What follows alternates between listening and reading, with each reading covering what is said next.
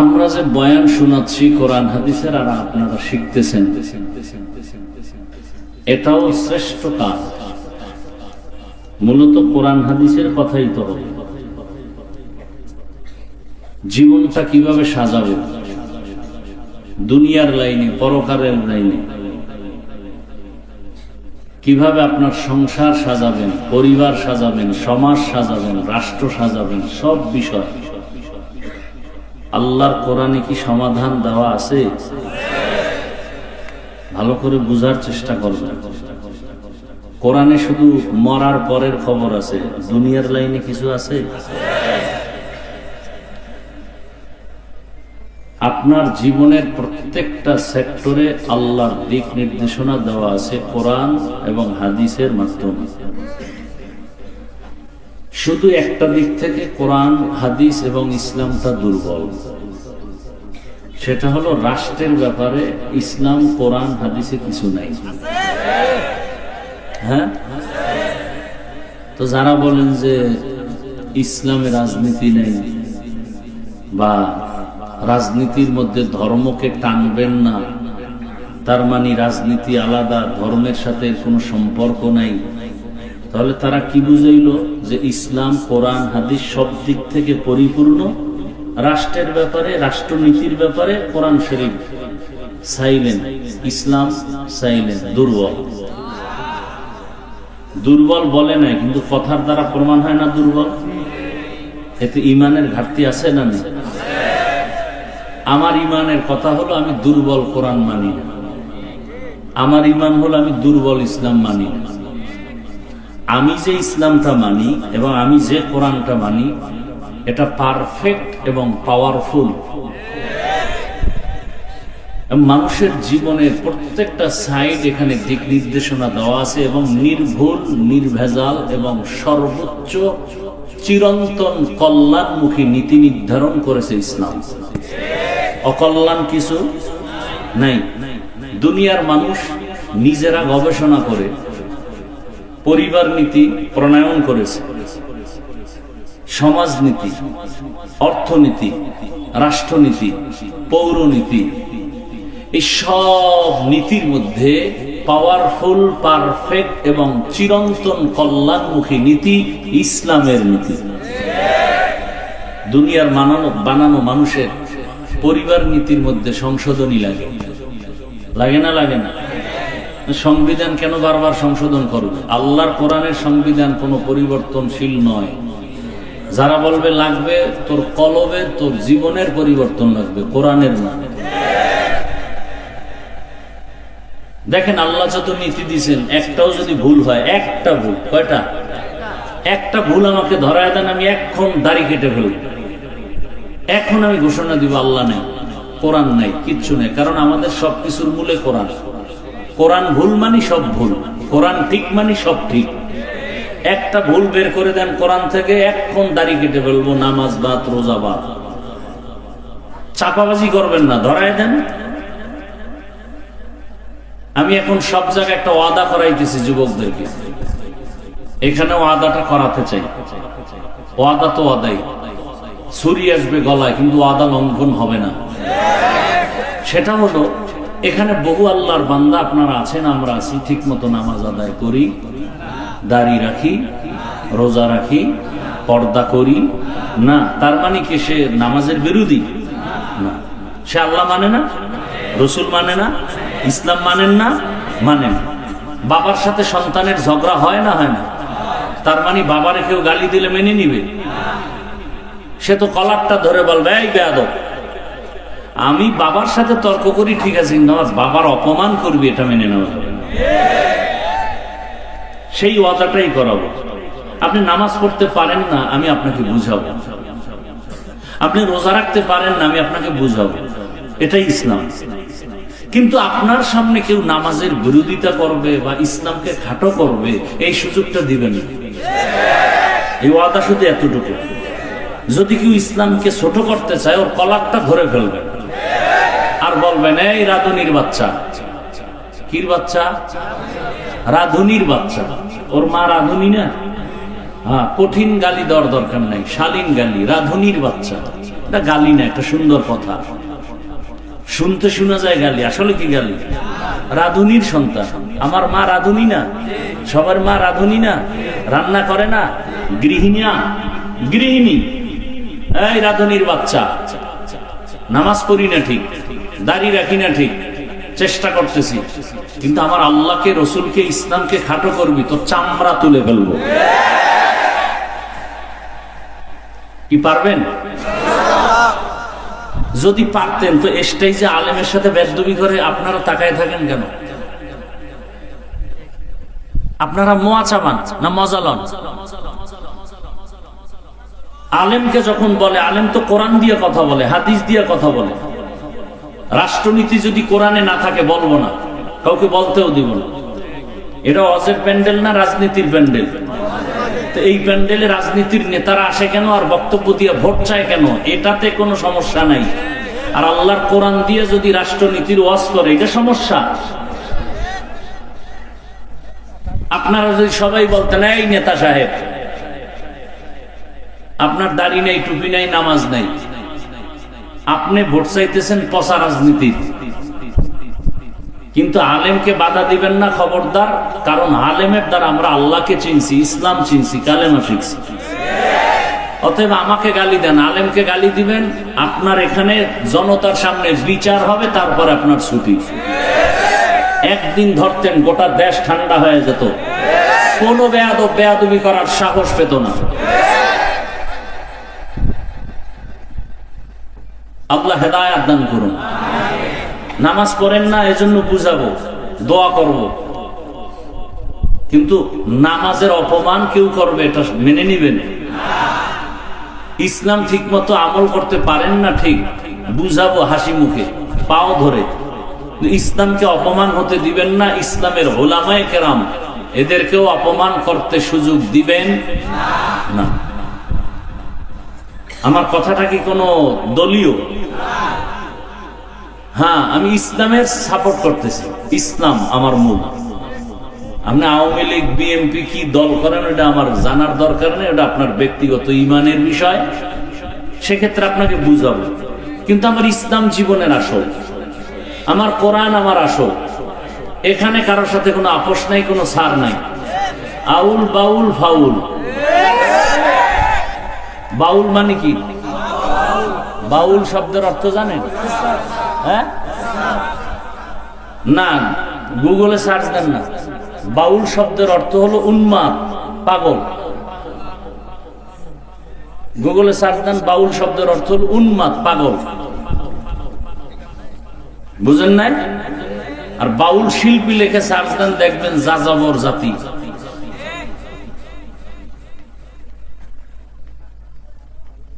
তাদের লাইনে তারা চলবে, কোনো দুঃখ নাই। কিন্তু যখনই আমার আল্লাহর উপরে কালিমা লেপন করবে, আর সার সোজা কথা, কোনো প্যাচ নেই।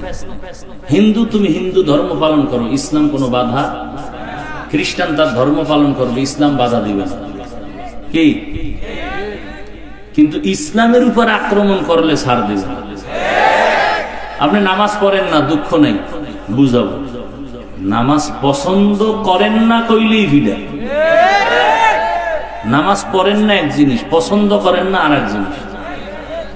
আপনি দাড়ি রাখেন না, আপনাকে বুঝাবো, কোনো ঝগড়া নাই, কারণ আপনি মুমিন। যদি বলেন আমি দাড়ি পছন্দ করি না, তাজা বেঈমান। আপনি পর্দা করেন না, কোনো ঝগড়া নাই, আপনি মুমিন, করবেন, বুঝাবো, আশা আছে। যদি বলেন পর্দা পছন্দ করি না, আপনি বেঈমান, আপনাকে ছাড় দেওয়া যাবে না। আপনি কোরআনের আইনে রাজনীতি করেন না, ইসলামী রাজনীতি করেন না, কোনো দুঃখ নাই, আপনাকে পারলে বুঝাবো, না পারলে নাই। কিন্তু যদি আপনি বলেন আমি পছন্দ করি না, তো আপনি বেঈমান, আর ছাড় নাই। কথা বুঝাইতে পারছি? আপনি আওয়ামী লীগ করেন, আমার দুঃখ নাই, আপনারা বুঝাবো যে ভাই এটা এটা এটা কুফরি মতবাদ, সেই এই সেই বুঝাবো। যখনই আপনি ইসলামী রাজনীতির বিরুদ্ধে বলবেন, তখন আর আপনার সাথে কোনো মহব্বতের আওয়াজ চলবে না। তখন আপনার যতদিন লাগে আমার একদিন। কি এখনো ভয় পাইতেছেন না? এখনো ভয় পান? স্বাধীন করছেন কি জুলাই? কি কসু করছেন? জুলাই স্বাধীন যদি সফল হয়, তাহলে বাবার সামনে মেয়েকে ধর্ষণ করা হয় কেন বলো? স্বাধীন যদি সফল হয়, স্বামীর সামনে তার স্ত্রীকে উলঙ্গ করে ধর্ষণ করা হলো কেন বলো? ব্যবসায়ীর উপরে হামলা কেন করা হয় বলো? বোঝা গেল সফল স্বাধীন হয়নি। নতুন করে প্রস্তুতি নাও, কাফনের কাপড় কিনো, সফল আরেকটা স্বাধীন করতে হবে, যেই স্বাধীন হবে চূড়ান্ত সফলতার স্বাধীন, আর সেই স্বাধীন হবে ইসলামের স্বাধীন। যে যত বাঁকা নজরে তাকানার যা বলেন, ইসলাম যতদিনে জমিনে কায়েম হবে না ততদিন শান্তি আসবে না। আল্লাহর জাতের কসম আসবে না, আপনি হাজার চেষ্টা করলেও হবে না। আপনার দরকার দুধের, গাভীর কাছে যাবেন না? দেখতে তো গাভী আর বলদ একই, বালতি ডালায় বলদের পিছে ঘুরলে দুধ পাবেন না মুত? দুধ আর কপালে আসবে না, মুখ খাইয়া মারা লাগবে। শান্তির ঠিকানার নাম ইসলাম। পৃথিবীতে আর কোনো ঠিকানায় শান্তি নাই, একমাত্র ইসলাম। ইসলামে কোনো দুর্নীতি নাই, জুলুম নাই, মিথ্যা নাই, অত্যাচার নাই, আঘাত আক্রমণ নাই, গালাগালি নেই, এর নাম ইসলাম। কি আছে ইসলামে? বলে দুইজন দেখা হলে কি দাও? সালাম। মানে কি?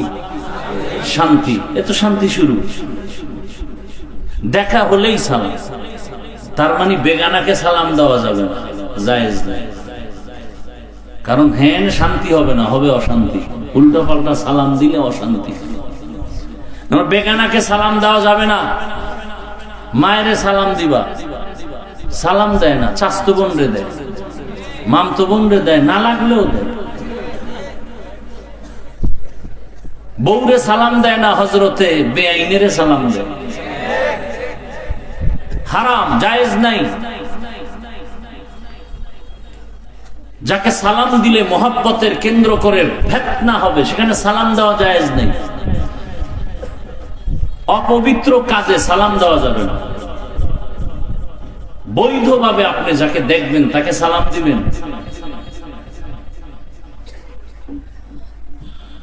আল্লাহ তো সালাম শান্তি।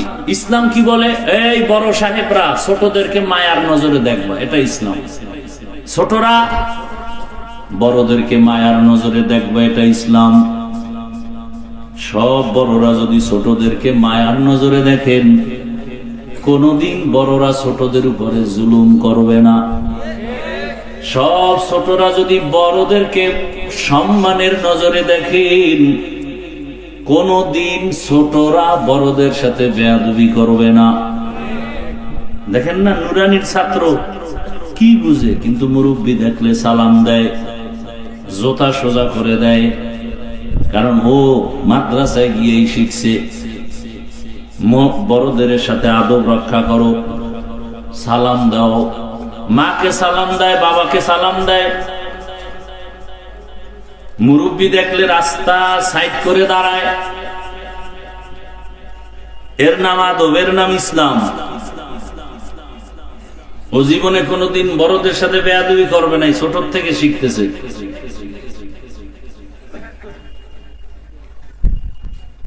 আর শিক্ষা তো ওখান থেকেই পাইছে, শরআতে ওযু, শরআতে আল্লাহ।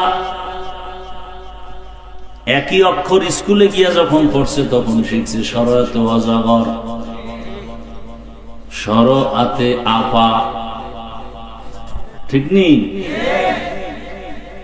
মাদ্রাসার ছেলে আম্মুকে বলে, আম্মু ওযু কি কয়? আজান দিলে ওযু করা লাগে, পবিত্র হওয়া যায়।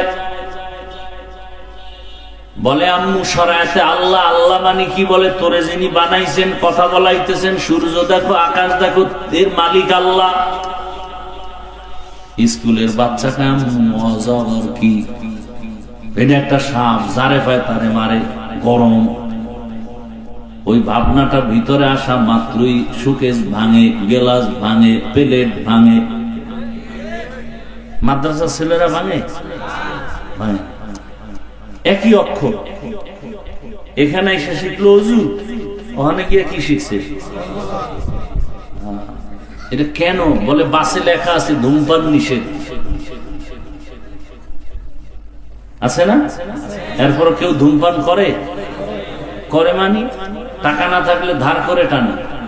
কন্ট্রাক্টর, হেল্পার, ড্রাইভার নিষেধ করলে ধোঁয়াটা আমার দিকে মারে, আর বলে আমার বাবার টাকা দিয়ে গুড় আনি। তোর কি? এই বিড়ি পান করার গোষ্ঠী, এদের পাশে দাঁড়াইলে নামাজি না হওয়ার কায়দা হয়েছে, আছে না নাই? দুনিয়াতে যদি বাজে কোনো কাম থাকে, বিড়ি টান হইলে একটা বাজে কাম। যারা শয়তানে ধরে, ভাত থুইয়ে বিড়ি ধরে। কি বিড়ি করে আসেনি? অজের আগেও বিড়ি, অজের পরেও বিড়ি। চেহারাটার মধ্যে কি নূর বিড়ির কারণে। ঠোঁট তো গোলাপের পাপড়ির মতো সুন্দর। কি বিড়ি টান্নেওয়ালাদের ঠোঁট কেমন? ওর কলিজাটা আরো কালো, ওর চরিত্র আরো কালো, ও তো আগুন খায়। হারাম কাজ। একটা লোক দাঁড়ায় যদি যৌক্তিক দলিল দিয়ে বলতে পারো যে বিড়ি টানলে একটা শারীরিক কোন উপকার, পরকালের তো সব টব নাই, ওই শরীরের কোন উপকার হয় কিনা বলো, আমি টানবো আল্লাহর কসম।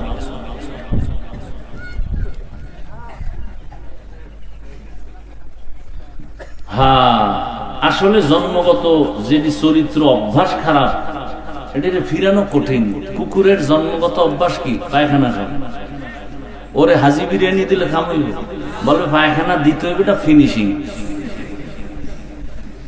এই যাক চরিত্র নষ্ট ছোটবেলার থেকেই। এই যে সারা রাত যেটি মোবাইল চালায়, সারা রাত, এই তো 24 ঘন্টা জেনার ফিকিরে থাকে। সারা রাত জেনা করছে না, মোবাইলে চোখের জেনা, হাতের জেনা, কানের জেনা, জবানের জেনা, অন্তরের জেনা। এখন এটা দূরের থেকে করছে, এখন কাছে পাওয়ার জন্য পাগল হয়ে গেছে। এই জন্য ধর্ষণ কেমনে করবে? শিশুর উপরে হামলা করে, কুত্তার উপরে হামলা করে, গরুর উপরে হামলা করে, কারণ চরিত্র পশুর থেকে খারাপ।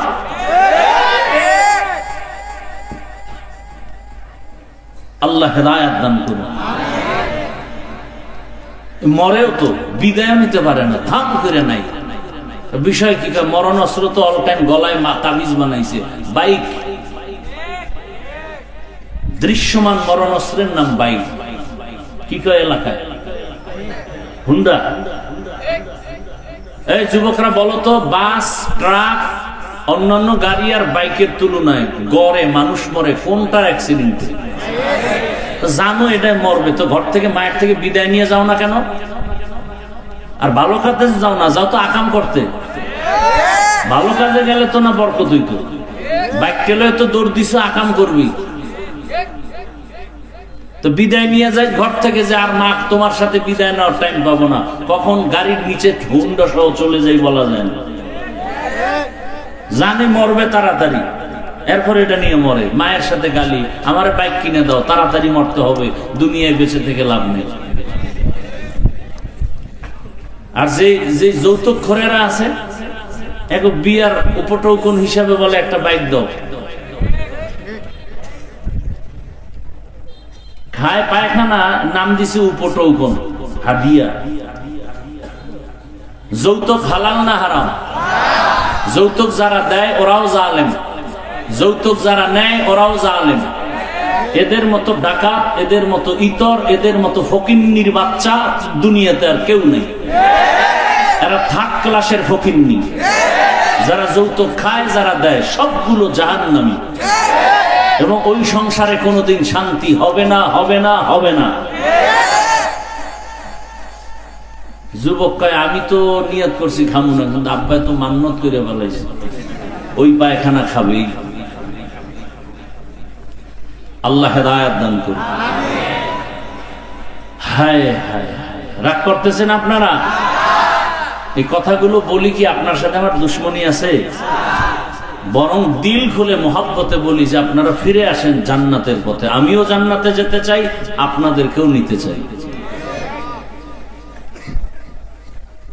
আল্লাহ আমাদের সহি বুঝ দান করেন। আমরা বক্তা হইছি ঠিক, মানুষ হতে পারি না। মানুষ হওয়া বড় কঠিন জিনিস। কাকে বলে মানুষ? আল্লাহ সূরার শুরুতে বলেন, আর রহমান আল্লামাল কুরআন খালাকাল ইনসান। জমিনের মধ্যে আল্লাহ মানুষকে সৃষ্টির শ্রেষ্ঠ মর্যাদা দিয়া পাঠাইছেন। পাঠাইয়া মর্যাদা দেন নাই, মর্যাদার সিদ্ধান্ত ফাইনাল করে এরপরে পাঠাইছে। আল্লাহর কাছে মানুষ বড় দামি, নূরের সৃষ্টি ফেরেশতারাও দামি না, আগুনের সৃষ্টি জিনেরাও শ্রেষ্ঠ না। আল্লাহ পাক মাটির সৃষ্টি মানুষকে সৃষ্টির শ্রেষ্ঠ মর্যাদা দান করেছেন। মানুষ জমিনে আল্লাহ পাঠানোর পর তোমার এই শ্রেষ্ঠত্ব আর সম্মান নিয়ে যেন বেঁচে থাকতে পারো এবং তোমার সম্মানের সাথে যেন তুমি কবরে যেতে পারো, হাসরে উঠতে পারো। আল্লাহ পাক ওই সম্মান ধরে রাখার জন্য দুইটা ব্যবস্থা দিয়েছেন। কয়টা? এক ব্যবস্থার নাম ব্যক্তি, আর একটা ব্যবস্থার নাম হলো কিতাব।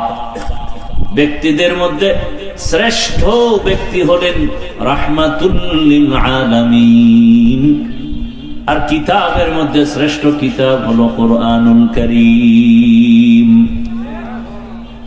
ব্যক্তিদের মধ্যে শ্রেষ্ঠ, হালকা আসতে, ব্যক্তিদের মধ্যে শ্রেষ্ঠ কে?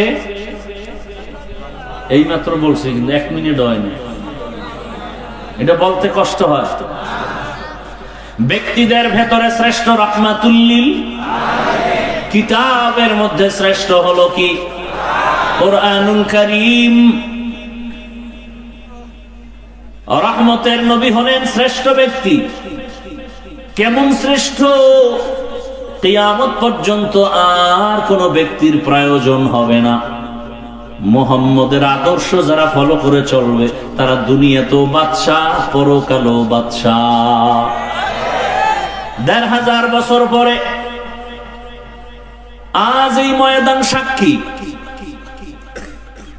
দীর্ঘ সময় সেই জহুর থেকে মানুষ এখানে হাজির, আসর থেকে হাজির, উলামায়ে কেরাম বয়ান করতেছেন। একটু নাস্তার আয়োজন নাই, আসা যাওয়ার গাড়ি ভাড়াও দেওয়ার কোনো চিন্তা নাই, বসার কোনো বিছানাও ভালো নাই, এরপরও আপনারা চুপ করে বসে আছেন। এতগুলো মানুষ দুনিয়ার লাইনে এক জায়গায় জমা করতে গেলে কত পেরেশান, নিয়ন্ত্রণের জন্য কত পুলিশ র্যাব লাগে। এখানে কোনো নিয়ন্ত্রণের জন্য প্রশাসন নাই। অন্য দুনিয়ার মজলিস এমন হতে গেলে কত খানা দেওয়া লাগে, নাস্তা দেওয়া লাগে। এখানেও কোনো টেনশন নাই। ১৫০০ বছর পরে এতগুলো মানুষ কোন ব্যক্তির হুকুম ছাড়া, খাওয়ানোর চিন্তা ছাড়া, ঘুমের চিন্তা ছাড়া নীরবে চুপচাপ বসে আছে মাটির মধ্যে, ধুলা বালুর মধ্যে। এটা কেমন করে সম্ভব? মদিনাওয়ালার আদর্শ মানলেই সম্ভব। স্পষ্ট দলিল, এটাই ইসলামের পরিচয়, এটাই শান্তির মজলিস। ইসলাম পারে, এটা আর কেউ পারে না। গরিব একটা সন্তান বাড়ি কই জানে না, মসজিদের ইমামতির মুসাল্লায় দাঁড়ায় আল্লাহু আকবার বলে হাত বাঁধে, পেছনের এমপি সাহেব হাত বাঁধে। এ কথা বলা যাবে না, তুই গরিব, তোর কথা আমি কেন হাত বাঁধবো? ও যখন রুকুর মধ্যে যায়, পেছনের হাজারো হাজারো মানুষ রুকুতে যায়। ও যখন বসে সবাই বসে, ও যখন দাঁড়ায় সবাই দাঁড়ায়। এটা দুনিয়ার কোন সরকারেও পারে না, ইসলামের দ্বারাই সম্ভব। দিনিয়াল ইসলাম দীনু মাওকাহু আরজু কুফরানান আফওয়ান ইনদাহু মুক্তাদায়া নবিয়ুন ওয়া সাহবুহু নুজুমুন লিল হিদায়া ফি জামাহু। ইসলাম ছাড়া শান্তি কেউ দিতে পারে না। শান্তি আর সম্মানের জন্য আল্লাহ পাঠাইলেন রহমতের নবীকে মক্কা নগরীতে। এমন নাপাক সমাজ, বাবা তার কন্যাকে গলা টিপে জ্যান্ত দাফন করে মেরে ফেলে, নারী আর পুরুষ একত্রিত হইয়া উলঙ্গ বাইতুল্লাহর দেওয়ালটারে তাওয়াফ করে, প্রদক্ষিণ করে। এতটা খারাপ সমাজ। রহমতের নবী আসছেন, আল্লাহর নবী সবার সাথে সুন্দর আচরণ শুরু করলেন। সবাই গালি দেয়, নবী সবার সাথে হাসি মুখে কথা কয়। কেমন মায়ার নবী আমার, জীবনে একটা মিথ্যা কথা বলেন নাই, গালি দেন নাই। হাজারো গালি শুনছেন, গালির জবাবও দেন নাই।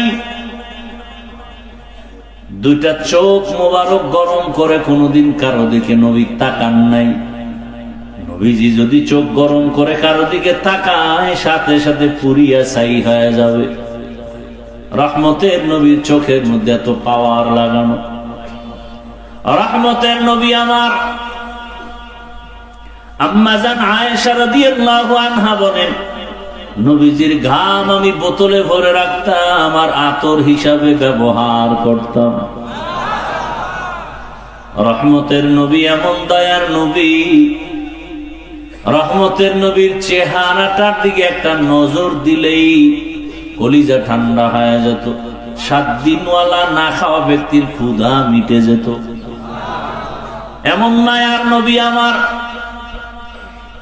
দ্বিতীয় আর একজন ব্যক্তি পাবেন না যে জীবনে মিথ্যা বলে না, গালি দেয় নাই। রহমতের নবী এত দামি। ওই মায়ার নবীর আদর্শ দীর্ঘ 40 বছর পর্যন্ত নবী শুধু ব্যবহার, সুন্দর আচরণ। কাউকে বলে না নামাজ পড়ো, রোজা রাখো, জিকির করো। 40 বছর পর আল্লাহ তাআলা দ্বিতীয় ব্যবস্থা কোরআন নবীর কাছে দিলেন। নবীর কাছে আসা মাত্র দাওয়াতে নবী নেমে পড়লেন। নবী দাওয়াত দেন, তোমরা সবাই এক আল্লাহর উপর ঈমান আনো, লা ইলাহা ইল্লাল্লাহ তুফলিহুন। যদি লা ইলাহা ইল্লাল্লাহ বলো, তোমার জন্য জান্নাত ওয়াজিব হয়ে যাবে। মান ক্বালা লা ইলাহা ইল্লাল্লাহ ফাদাখালাল জান্নাহ। ও আবু হুরায়রা ঘোষণা দিতে বলো, যে বলবে লা ইলাহা ইল্লাল্লাহ সে জান্নাতি হয়ে যাবে। ভাইরা আমার, রহমতের নবী দাওয়াত দিতেছেন, এখন নামাজ, এক আল্লাহর ইবাদত। এতদিন নবী দাওয়াত দেন নাই, কোনো দুশমন নাই। এখন দাওয়াত শুরু হয়ে গেল, দুশমনিও শুরু হয়ে গেল। রহমতের নবী দাওয়াত দিতেছেন, সব আপন লোকেরা বাঁকা হয়ে গেল। কেমন বাঁকা? হাতের মুষ্টির মধ্যে পাথর নিয়ে কয়, রে মুহাম্মদ, যদি বলতে পারো আমার হাতের মুষ্টিতে কি আছে, আমি এখন কালেমা পড়ব। নবী বলেন, আবু জাহাল চাচা, আপন চাচা না, ডাক নাম চাচা। আবু জাহাল রাসূলের আপন চাচা না। ডাক দিয়া বলে, চাচা বলতে পারলে কালেমা পড়বেন? বলে হ্যাঁ। কয় আমি তো বলতে পারবো না। কেন ভাতিজা পারবো না? কয় আমি গাইবের মালিক না। গাইবের মালিক কে? قُلْ لَا يَعْلَمُ مَنْ فِي السَّمَاوَاتِ وَالْأَرْضِ الْغَيْبَ إِلَّا اللَّهُ। হে রাসূল, জানায় দেন, আসমানের বাসিন্দারা কেউ গায়েব জানে না, জমিনের বাসিন্দারা কেউ গায়েব জানে না। কে জানেন? ইল্লাল্লাহ, একমাত্র কে? কেউ জানে না, কেউ জানে না। ইল্লাহ, হ্যাঁ জানে আল্লাহ। আল্লাহ পাক তার কুদরতি ক্ষমতায় যেইভাবে গায়েব জানে, এই ক্ষমতায় দুনিয়ার কেউ গায়েব জানে না। কেউ যদি ধারণা করে আল্লাহ ছাড়া আরো কেউ গায়েব জানে, ধারণা করার নাম শিরক। যারা ধারণা করবে তাদের নাম মুশরিক। আমান ইউশরিক বিল্লাহ ফাকাদ হারামাল্লাহু আলাইহিল জান্নাহ।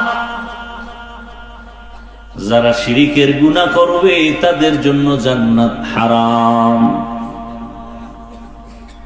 নবী বলেন আমি বলতে পারি না, তবে একটা ইশারা দেয়, এই চাচা আবু জাহালের হাতে কি আছে একটু আওয়াজ দে তোরা। সাথে সাথে পাথরগুলো কালেমা পড়া শুরু করলো। আবু জাহাল পাথরগুলো মাটির মধ্যে ফেলে বলে, ভাতিজা তুমি জাদুকর, আমি আগে জানতাম না। কপাল বড় খারাপ। রহমতের নবী এক আল্লাহর ইবাদতের বয়ান করেন, তাওহীদ, এক আল্লাহকে মানো। আলা লাহুল খালকু ওয়াল আমর, সৃষ্টি যার, হুকুম চলবে তার।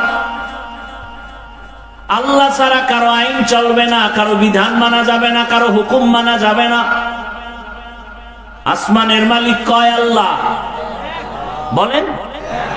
জমিনের মালিক কয় আল্লাহ, তাহলে আইন চলবে দুই আল্লাহর, কয় আল্লাহর?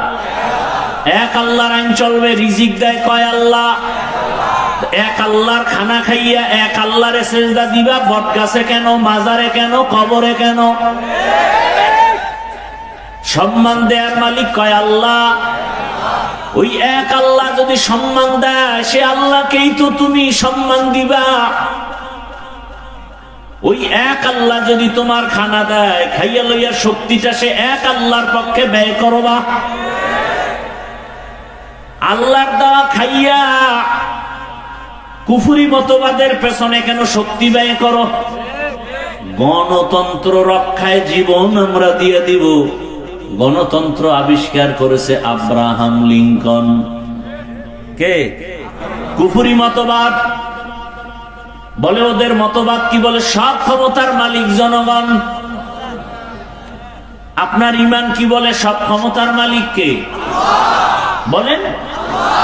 ইনিল হুকমু ইল্লা লিল্লাহ, ইন্নাল্লাহা আলা কুল্লি শাইইন কাদির। সব ক্ষমতার মালিক একমাত্র আমার আল্লাহ। জনগণ যদি সব ক্ষমতার মালিক হও, বলো করোনার সময় মাথা হাঁটুর তলে দিলা কেন? কয়েকদিন আগে ভূমিকম্প হলো, ফিরাইলা না কেন? এটা কোন থানা? সিগন্যালে বইরা গেছো কিন্তু। সাবধান। মিডিয়া যেভাবে আতঙ্ক ছড়ায় দিতেছে, সাবধান। পুরা জমিনটারে যদি একটা বাড়ি দেয়, দুনিয়াটা ধ্বংস হতে 1 সেকেন্ড লাগবে না। তুমি বিল্ডিং থেকে দৌড়ে যাবা কই? যদি মাটি ধসে যায়, তোমার উপায় কি?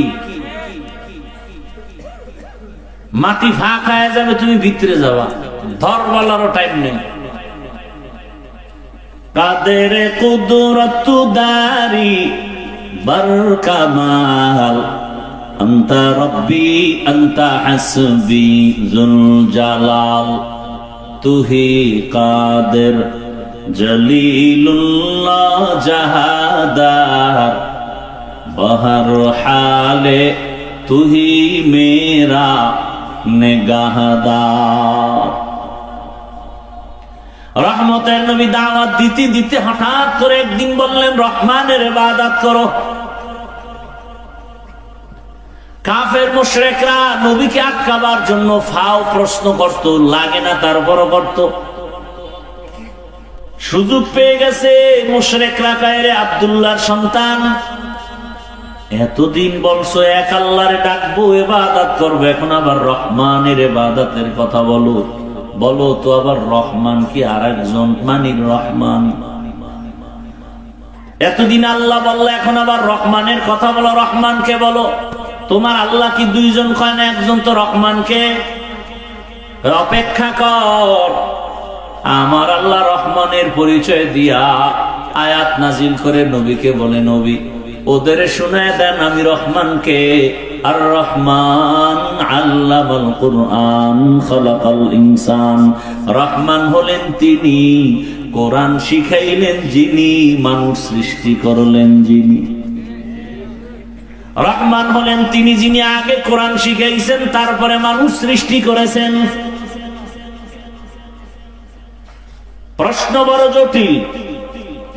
আমরা তো সৃষ্টি হয়েছি আগে, তারপরে কোরআন শিখলাম। আর আল্লাহ কয় না আমি আগে কোরআন শিখাইছি পরে মানুষ সৃষ্টি করেছি। বাস্তবতা পুরোটা উল্টা। ও মালিক উল্টা বললেন কেন? মুফাসসিরিনে কেরাম বলেন আমার মালিকের কথা উল্টা না, আমাদের বুঝের মেমোরির জিবি বড় দুর্বল। আমাদের মেমোরি দুর্বল। সবার ভেতরে মেমোরি আছে না নাই? দেখতে কালার সব এক, কিন্তু জিবির মধ্যে মাপজব আছে। কারো মাথা সব একই ডিজাইন, কিন্তু ভেতরের জিবি কারো 1 জিবি 2 জিবি 4 জিবি ভাগ ভাগ করা আছে। তুমি 1 জিবি ওয়ালা বাংলা অঙ্ক ইংরেজি ইতিহাস ভূগোল পড়তে গিয়া তুমি ফেটা হয়ে গেছো, পারো না। আর একজনের জিবি একটু বেশি, সে মাওলানা মুফতি মুহাদ্দিস মুফাসসির আবার ডাক্তার আছে না নাই? কওমিতেও পড়ছে, আলিয়ায়ও পড়ছে, ভার্সিটিতেও পড়ছে। তার মেমোরির জিবি তাজা। আর তুমি যে 1 জিবি দৌড়াও, মাঝে মাঝে হ্যাং হয়ে গেলেই তো আলেমেরে গালি দাও। জিবি যাও আছে মাঝে মাঝে হ্যাং হয়ে যায়, তখনই মাকে গালি দেয়, বাবারে গালি দেয়, আলেমেরে গালি দেয়, শিক্ষকের সাথে বেয়াদবি করে। লিকুল্লি শাইইন জিনাতুন ফিল ওয়ারা ওয়া জিনাতুল মারই তামামুল আদাবি আজ খোদা কা হি মে তৌফিক আদব বেআদব মাহরুমে গাশত আজ ফজর। রাত্র কি 12টা বাজে? ঘুমের নেশা? বাঙালি কি রাতে ঘুমায়? সবাই তো মোবাইলের হক আদায় করে। দেখি কষ্ট হইতেছে না? ধৈর্য শেষ? হ্যাঁ,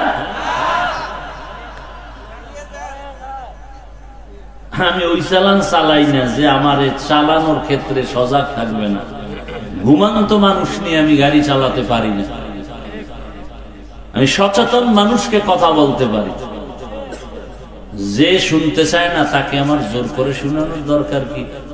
দোয়া করে চলে যাব। আপনার কাছে আমিও ঠেকানা, আর দিনের স্বার্থে ঠেকা, এই জন্যই তো কষ্ট করতেছি। কিন্তু আপনি যদি অবমূল্যায়ন করেন, এই কিছু লোক করতেছে, এটা কি বিড়ি টানতে যায়? বিড়ির নেশায় ধরছে। হ্যাঁ,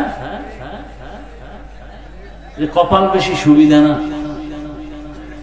নিজের কপালও পুরে, অন্যের কপালও পুরার অপচেষ্টা চালায়। এই যাদের উঠার ব্যারাম, আপনারা মাঠের প্যান্ডেলের ভিতরে আপনারা থাকেন কেন? আপনারা ওই দূরে আপনাদের জন্য মাইক লাগানো হয়েছে, এই যে পাওয়ারলেস যেটি, এটির জন্য মাইক লাগানো হয়েছে না কমিটি? হ্যাঁ, ও সিপাগল্লিতে বয়ে বিড়ি টানবা আর বয়ান শুনবে। প্যান্ডেলের মধ্যে ঢুকে ডিস্টার্ব কেন? কত আলেম ওলামা বসা, এদেরকে ডেঙ্গিয়ে বের হন, ভয় লাগে না? কেন ক্ষতি করেন আমাদের? বলেন তো, আপনি কি ক্ষতির জন্য জন্ম নিছেন? জীবনটা খালি অন্যের ক্ষতিই করবেন।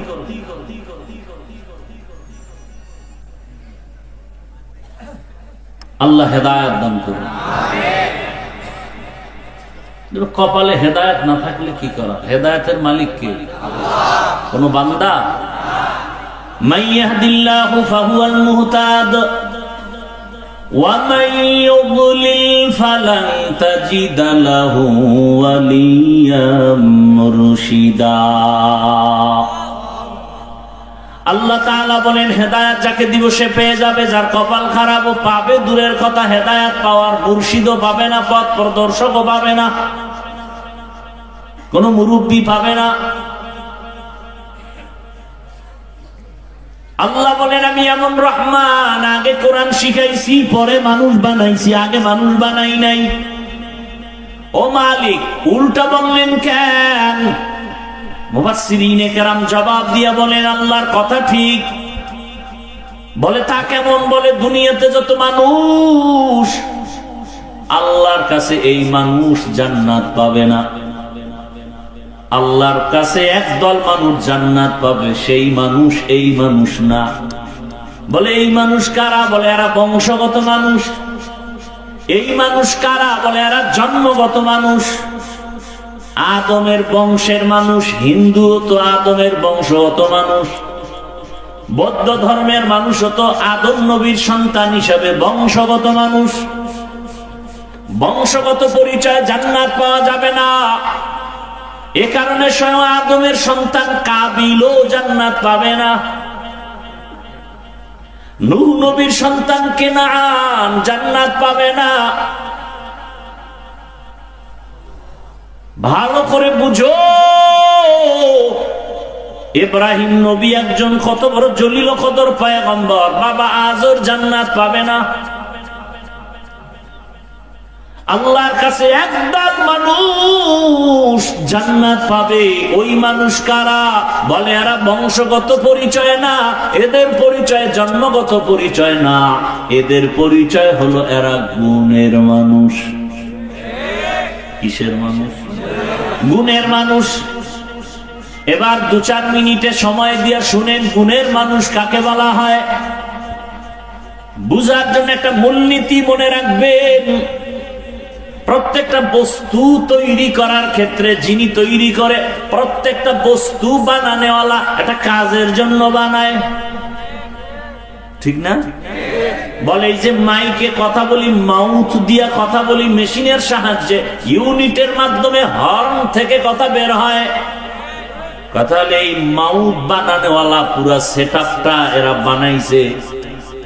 কেন বানাইছে? বলে একটা কাজের জন্য। কাজ কি? বলে আওয়াজটাকে দূরে সরাবে, দূরে সরায় দেওয়ার জন্য এই মাইক। যেই বস্তুটা যেই কাজের জন্য বানাবে, ওই কাজটাই হলো ওই বস্তুটার গুণ। তাহলে মাইকওয়ালা মাইক বানাইছে আওয়াজ দেওয়ার জন্য, আওয়াজ দেওয়া মাইকের গুণ। বাতিওয়ালা বাতি বানাইছে কেন? আলো দেওয়ার জন্য, আলো দেওয়া বাতির গুণ।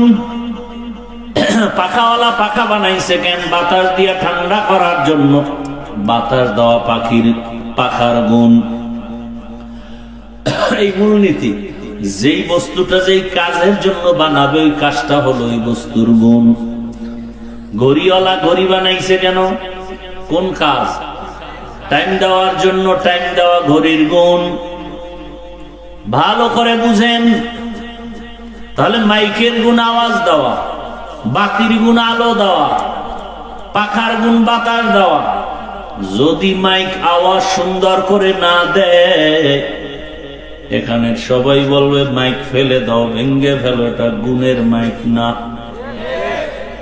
বাতি যদি আলো না দেয়, বলবে এটারে ভেঙ্গে ফেল, এটা গুণের বাতি না।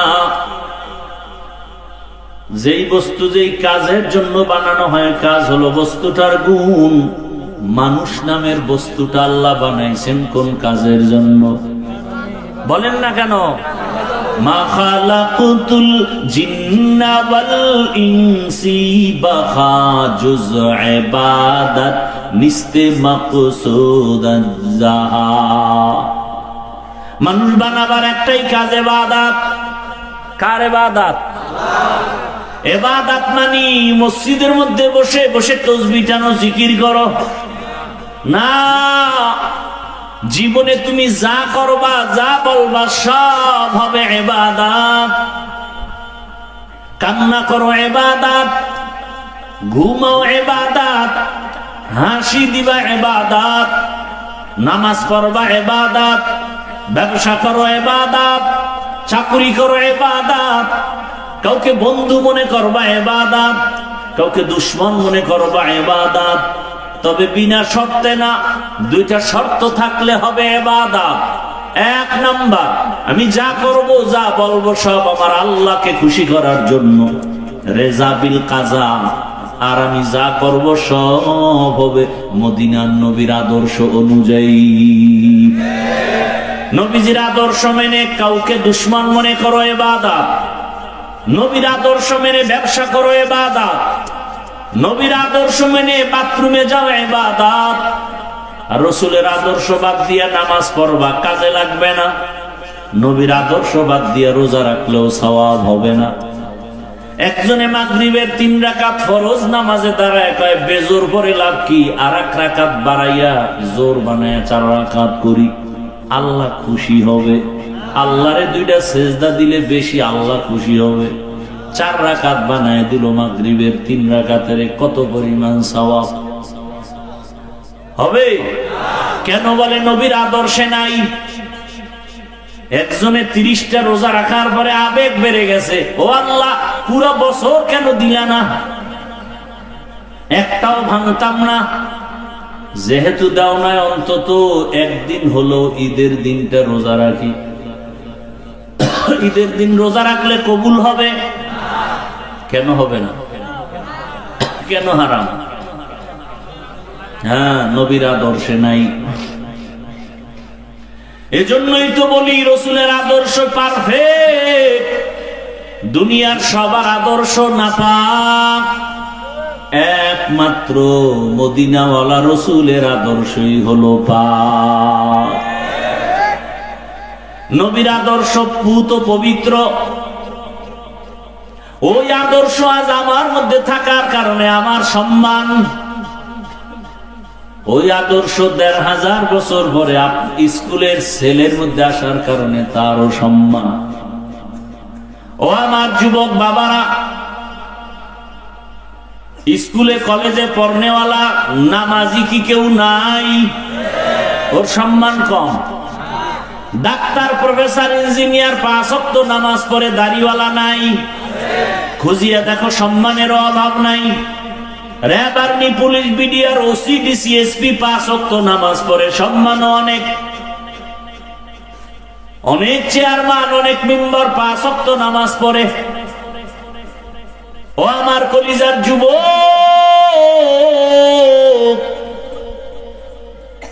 তোমার জেনারেল লাইনের ছেলেটা যদি স্কুল কলেজে পড়ে নামাজ পড়ে, তুমি তোমার বিবেক দিয়ে জবাব দাও, তোমার কপালে কার বরদোয়া লাগছে? তুমি পারো না কেন?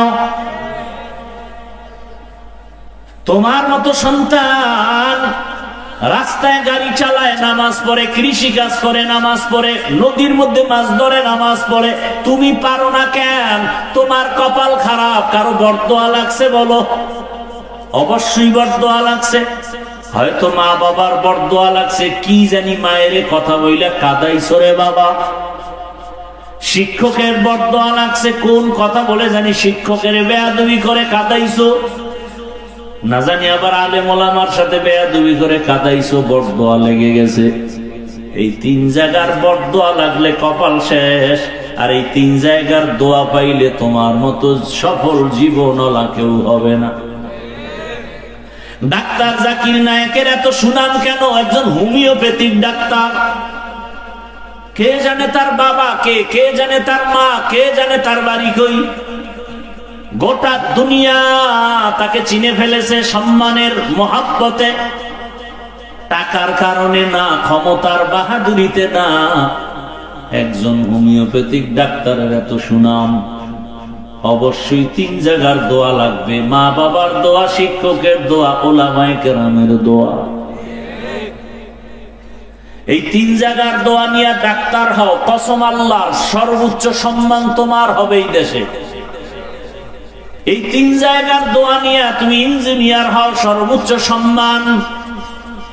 3 জায়গার দোয়া নিয়ে তুমি প্রফেসর হও, সম্মান।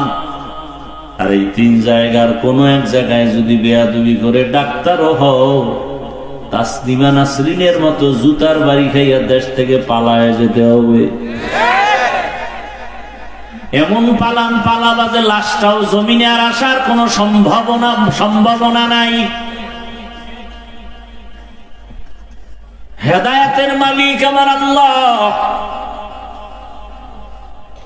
এতক্ষণ আমি আপনাদের কথা শুনাইলাম, কতটা কষ্ট হয় আমি বুঝি, কিন্তু একবারও বলি না আমার মতো হুজুর হও, টুপি লাগাও। ও এলাকার মা বোনেরা,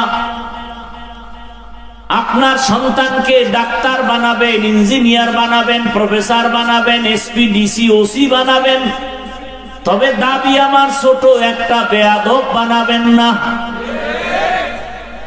আপনার সন্তানের ব্যবহারে কোনোদিন যেন আলেম কষ্ট না পায়, শিক্ষক কষ্ট না পায়, মা বাপ কষ্ট না পায়। আওয়ামী লীগ করে কিন্তু বেয়াদবি করে না, এখনো সে শান্তিতে আছে না নাই?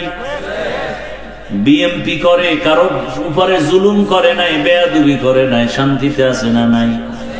মাদ্রাসায় টাকা পয়সা দান করে, হুজুরদের সাথে সম্পর্ক এখনো আরামে আছে। আল্লাহ দেখায় দেয় নবীর আদর্শই হলো শান্তির ঠিকানা। হুজুর হইলেই শান্তি, এটা কি কোনো গ্যারান্টি আছে? না। আমি হুজুর হইয়া যদি নবীর আদর্শ মতো না চলি, কপাল আমারটাও শেষ হয়ে যাবে। আর তুমি হুজুর না হইয়া জেনারেল লাইনে থাইকেও যদি নবীর আদর্শে নামাজ পড়ো আর কলেজে পড়ো, তোমারও দেখবা শান্তি আর সম্মান। ঢাকা কলেজে কত ছেলেরা ক্লাসে যায়, মাথায় পাগড়ি, বড় দাড়ি, বড় জামা, মনে হয় মসজিদের খতিব। একজনে জিগায়, ভাইজান কোন মসজিদের জুমা পড়ান? আমি আরবি পারি না। কথা এই সুরত কেন? কই যান? ঢাকা কলেজে পড়ি। এই হালাতে বলে হ্যাঁ। ক্লাসে কেউ কিছু কয় না। কয় কি কয়? শিক্ষক শিক্ষিকারা দোয়া করে, পুরো কলেজের মধ্যে একটা ভালো ছেলে আছে। আমি বললাম মেয়ে নায়িকা আছে? মেয়েরা কি মাঝে মাঝে আড্ডা খানায় ডাকে না? বলে ডাকে। সবাই মিলে যাবে পার্কে, রিসোর্টে যাবে। তখন আমি কেমনে যাই? আমি ইস্তেগফার পড়তে থাকি। আল্লাহর কুদরত, আমার ক্লাসের একটা মেয়ে ডাক দিয়া কয়, ও আল্লাহর পথে আছে, ওরে সাইরা দে, ডিস্টার্ব করিস না, আমরা চল। বাস, আল্লাহ আমার পক্ষে একজন লাগাই দিয়েছে। এভাবেই আল্লাহ বাঁচান। আপনি যদি নিয়ত করেন আমি হালাল খায়া মরবো, নাইলে না খায়া মরবো, হারাম খাবো না, একটু কষ্ট হলেও দেখবেন হালাল দরজা খুলে গেছে। আপনার তো সেই একই নেই, বরং মোটামুটি খাইয়াও আল্লাহরে গালি দেয়। শুকর নাই। এরে আম্মা জানেরা, আপনাদের মতো কত মা কত বোন এই এলাকায় আছে, এখনো পর্দা করে, নামাজ পড়ে, মোবাইলে সময় নষ্ট করে না, স্বামীর মাল খেয়ানত করে না। আপনারা কেন পারবেন না? এই স্টেজের ভেতরে কয়েকটা ছাত্রের মাথায় পাগড়ি দিলাম, এরা কোরআনে হাফেজ। এদের মা বাবার জীবনটা কতই যে ধন্য। আপনি যদি একটা কোরআনওয়ালা ডাক্তারের মা হইয়া কবরে যেতেন, আপনি যদি আপনার সন্তানটাকে কোরআন পড়াইয়া ইঞ্জিনিয়ার বানাইয়া কবরে যেতেন, আপনার জীবনটা ধন্য। আপনার সন্তান ডাক্তারিও করত, রোগীও দেখত, কোরআন তেলাওয়াত করত, নামাজ পড়ে মা বাবার জন্য দোয়া করত। এমন একটা ডাক্তার বানায় যান, সুনামও হবে, দোয়াও হবে। এখনো সময় আছে, তওবা করেন। মনটাকে আমার আল্লাহর দিকে ঘুরাইয়া মনে মনে বলেন, হে আল্লাহ, জীবনে মনের আশা পূরণ করতে গিয়ে কত গুনাহ করেছি। ও আল্লাহ, আর গুনাহ করবো না, নামাজ ছাড়বো না, বেপরদায় চলবো না, মা বাবার দোয়া নিয়ে চলবো, স্বামীর মাল হেফাজত করবো, মোবাইলে সময় নষ্ট করবো না। ও আমার কলিজার যুবক বাবা, জীবনে তো কম দাড়ি কাটলা না, কম বেপরদায় চললা না, পার্কে কম দৌড়াইলা না, সারা রাত মোবাইল তো কম চালাইলা না, এখনো কি আশা মিটে নাই? আর কতবার দাড়ি কাটলে তোর আশা পূরণ হবে? কতবার পার্কে গেলে আশা পূরণ হবে? কত রাত মোবাইল চালাইলে তোর আশা পূরণ হবে? এবং এটাও বল, তোর হায়াতের বাকি আছে কয়দিন? এমন একটা দিন নাই গাড়ির নিচে, পানির নিচে, ঘুমের বিছানায় যুবকের লাশ নাই। আজরাইল এসে যদি দেখে গানের তার লাগানো। আজকে একজনে দেখাইলাম গো, মাদ্রাসার লাইনে একটা ছাত্র, ছোট বাচ্চা, তাহাজ্জুদ পড়তে গিয়া মরে গেছে। দেখেন না? গতকালকের মনে হয় ঘটনা, পরশুদিন তাহাজ্জুদে দাঁড়াইছে ছাত্ররা, 2 রাকাত পড়ছে মনে হয়, এরপরে ওই নামাজ অবস্থায় ঢলে পড়ে গেছে, ছোট বাচ্চা। আর আপনার ছেলে আস্তা একটা পুরুষ, নামাজ পড়ে না, সালাম দিতে পারে না, আর নুরানি পড়ে, ছোট বাচ্চা হেফজোখানায় পড়ে। মাঝে মাঝে দেখি ভোর রাত্রে আমি সাহারি খাই, ওরা টোস্ট খায়, টোস্ট মাদ্রাসা। আমি একদিন দেখি টুপি নেই, চুরি টুরি করতে উঠল না। পরে দেখি ডয়ার খুলে কি জানি খায়। হঠাৎ আমার মাথায় আসছে, আজকে তো রোজা, সোমবার, আমি সাহারি খেয়েছি, আমার খেয়াল নেই। পরে আমি দুপুর বেলা মাদ্রাসায় এসে খবর নিলাম, হেফজোখানায় ভোর রাত্রে উঠছে কারা। শুনলাম প্রায় 30 জন রোজা রাখছে, টোস্ট খাইয়ে। এই ভোর রাত্রে আরে ভাত দেবে কি? মাদ্রাসায় 300-400 ছাত্র, বাবুর্চিরা পাকাইতে পাকাইতে বেতাল, সাহারি কে পাকাইব? কেউ পারবে না। কারণ ওরা, আমি কোনোদিন বলিও না, ওরা নিজেরা টোস্ট খায়, বিস্কুট খায়, মুড়ি খায়, খায় রোজা রাখে। পরে বললাম সাহারি যেহেতু দিতে পারবেন না, অন্তত ইফতারির খরচটা সব আমার, 12 মাস সব ছাত্র। কোনোদিন বলি না যে আমি রোজা রাখি তোরা রাখ, কোনোদিন বলি না। আর আপনার ছেলে বুড়া ভাম, রমজানে রোজা রাখতে পারে না, চেহারা নষ্ট হয় না। কুলাঙ্গার বাফে কয় চেহারা নষ্ট হয় না, তো সারা রাত মোবাইলে আকাম কইরা যে চেহারা শেষ হয়েছে, এবার কোন মেডিসিন দিয়া ভালো করবা? কুলাঙ্গার বাবা জান।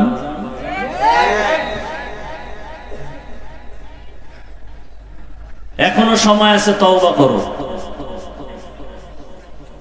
অনুরোধ করে বলছি, তওবা করো। পর্দার আড়ালের মা বোনেরাও তওবা করেন, যুবক বাবারাও তওবা করো। মনটাকে আল্লাহর দিকে ঘুরায় বলো, আর নামাজ ছাড়বো না, বেপরদায় চলবো না, মা বাবারে কষ্ট দিব না। শিক্ষকের দোয়া নিয়ে, উলামায়ে কেরামের দোয়া পরামর্শ নিয়ে নবীজির তরিকা মেনে চলবো। তওবা করার মতো যদি কারো অন্তর তৈরি হয়, খাঁটি তওবার নিয়ত যাদের আছে, দুটো হাত আমার আল্লাহকে দেখায় দাও। আয় আল্লাহ, হাতগুলো কবুল করে নেন, তওবা কবুল করে নেন।